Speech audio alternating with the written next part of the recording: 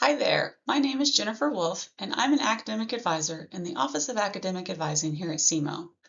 The following presentation is designed to help you learn a little bit more about your role as well as your academic advisor's role here at Southeast when it comes to the advising experience. First off, remember your academic advisor is a partner with you.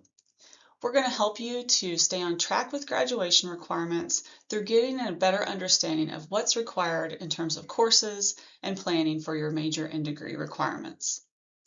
We also can help you through that process to make informed decisions about course selections or keep in mind certain strategies when it comes to course planning.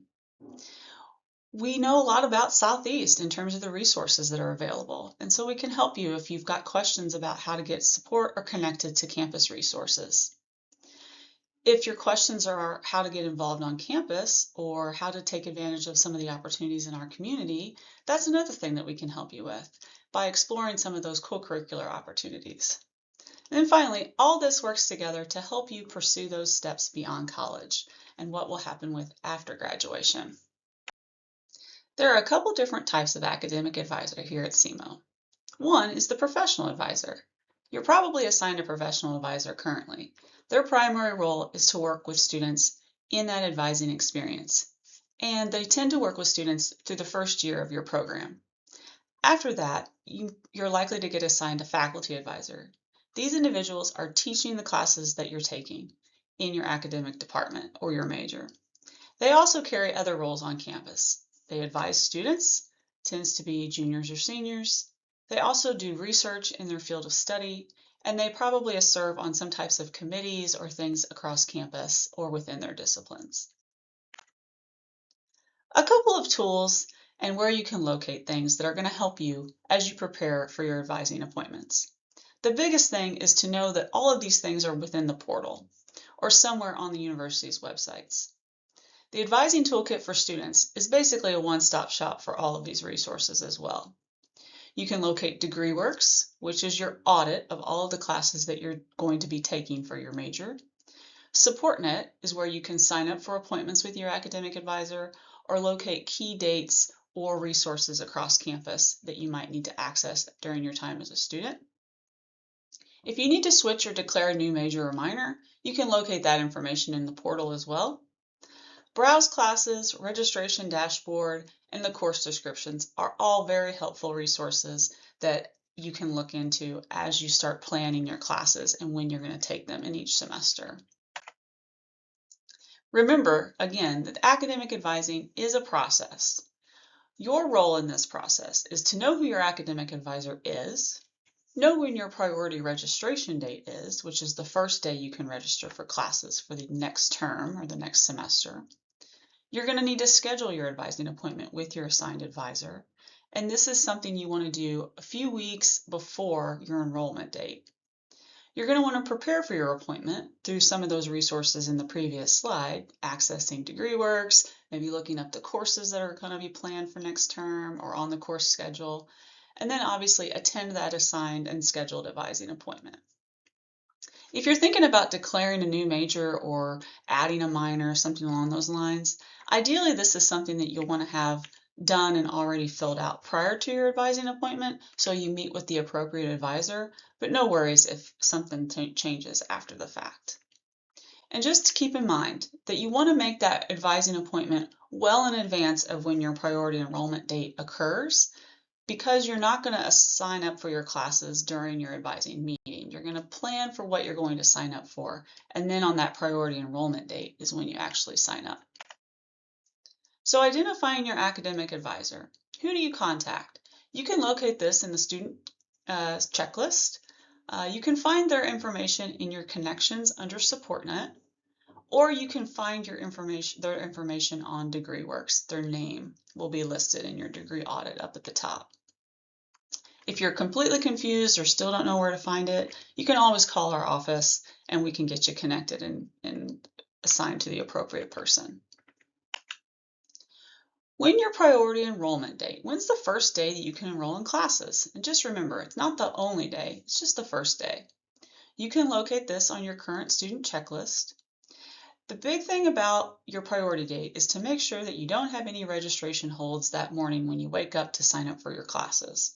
You can locate these in your current student checklist. You can find them on DegreeWorks. It'll show registration holds. Or in your registration dashboard, up in the right-hand side, it'll show a red indicator indicating any kind of hold. A big thing is to check your Southeast email. If there's a hold that might come from, say, Student Financial Services or some other type of hold, typically you're going to get an email about that when that hold is placed on your account. And then you can reach out to that appropriate office to see about what you need to do to resolve it. So your priority registration date, how do they determine this? It's based off of the number of hours you've completed, okay? So you can locate your priority date by your current student checklist. For most freshman students, you're going to be typically after seniors, juniors, and sophomores. Some populations, such as people who might be in the honors program, some of our Res Life assistants or orientation leaders might get a priority enrollment date ahead of yours, even if you started classes in the same semester. So no worries, everyone gets an opportunity to register and gets a specific registration date. Remember, schedule your advising appointment well in advance of this priority date to avoid any kind of enrollment delays, because their schedules, those advisors' schedules, get pretty packed as we get closer and closer to registration. Scheduling your advising appointment. Advisors do this in held appointments in a variety of different ways. Some might be okay with email. Others will want you to do an in-person appointment or schedule something via Zoom. Be sure to just check with your academic advisor if you have questions, or follow again your email accounts to see when they might want to open up their advising appointments. And like I said, schedule your appointment before your registration date so that morning when your registration begins, you don't have any barriers in place to being able to get into the classes that you want. So a little bit about when the schedules roll for each semester. For spring classes, you'll want to try to meet with your advisor in late September, early October, because that enrollment period will start in mid-October. Summer classes are now on that same schedule. So again, late September, early October to meet with your advisor to then be able to start that enrollment in mid-October. Now for fall classes, you'll do that appointment in the spring, late February, early March for your appointment, and then your priority enrollment date will hit sometime in early March. How to prepare for your appointment. Remember, we talked a little bit about those tools earlier, getting into DegreeWorks, identifying the courses you've already taken, things that are in progress. They'll show everything by semester and year in which you've taken it, including any kind of transfer credit or maybe early college credit that you might have. You can also reference the general ed worksheet that we have available. These two resources, there's links for them on the advising toolkit for students within your portal. The other thing to keep in mind is all the things outside of class. So your work schedule, if you have other commitments within, say, campus life or meetings, appointments that you really want to keep in mind. This might impact things like whether you're taking web-based classes or you're taking things on campus, or if there's anything that might be of note that you'd want to make sure to bring up with your academic advisor. That would be something to make note of. When it comes to actually attending your advising appointment, keep in mind that this is something you'll do every semester. We have a requirement that you meet with your advisor once each semester to plan for that next semester. If you can't make it, please call the office or reach out to your advisor to reschedule that appointment. And then it's also nice to just arrive early, don't be late, because there's a lot of information that's going to be covered in that short amount of time. And you want to make the best take advantage of the time that you will have with your advisor. If you do have any transfer credit or early credit, be sure that that's appropriately referenced in your DegreeWorks, or if there's any kind of discrepancies, let your academic advisor know. And then two, check out the course descriptions, the current class schedules for the upcoming semester in your registration tools, and bring some ideas about the courses that you'd like to take. And don't be afraid to ask questions. That's what we're here for. So your alternate pin or the registration pin. Again, part of the reason that you meet each semester with your advisor is because each semester has a different registration pin. You're only going to get this assigned pin, at your advising appointment or from your academic advisor. You can access the registration dashboard in the morning of registration with this pin. And like I said, it's obtained from your academic advisor during your academic advising appointment. Okay, so you've met with your academic advisor, you have your enrollment pin for next semester, and a little bit of a plan on what you might take and things to consider as you start thinking about the classes for next term. Now what? Remember that building your schedule, a lot of it rests with where do you want to be and when do you want to do it, as far as like the classes that you want to take and maybe the modality that you want to take them in. It's kind of like putting together a puzzle. Your best resource here is using the Browse Classes feature located within the registration dashboard from your portal. You can also locate this in the Advising Toolkit. Again, kind of one-stop shop for student information. As you start looking at the class schedules, you're going to compare your notes from your advising appointment with the times, locations, and maybe the modality of those classes that are offered for the next term. And then you're going to have to kind of keep in mind when, again, out of class things, if you have practices, if you have a work schedule, that might determine a little bit about when you and where you would have flexibility with your classes. The other thing to keep in mind is, say it's a science class that also has a required lab, you're going to want to be sure to write down both the lab class as well as the course number for the lecture-based portion and add those and register for those at the same time in order for the system to capture them. This is called a co-requisite. So knowing these numbers beforehand can be very helpful. So enrolling in your classes, remember, you do have to wait until your priority registration date in which to enroll. A good thing to keep in mind is the night before your registration occurs, you may want to get back into the Browse Classes resource, check the schedule, see if classes might have filled with seats, and you might need to make some adjustments to that schedule that you planned. The morning of your registration, it's a good thing to wake up early. Your registration is going to open at 7 a.m. on your priority registration date. So just set the alarm, get up, have those course numbers and those times ready, plug those course numbers in and register, and you're done.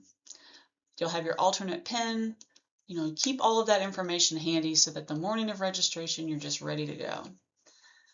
And keep in mind that the priority registration date is just the first date that you can enroll. It's not the only date.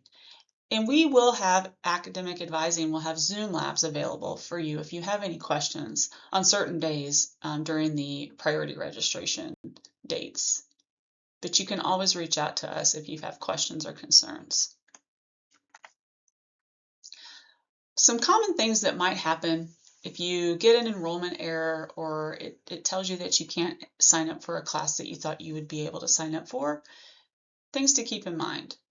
Remember your priority registration date. If you're trying to enroll before your assigned date, it's going to tell you that you can't register just yet. And you'll have to wait till your assigned date.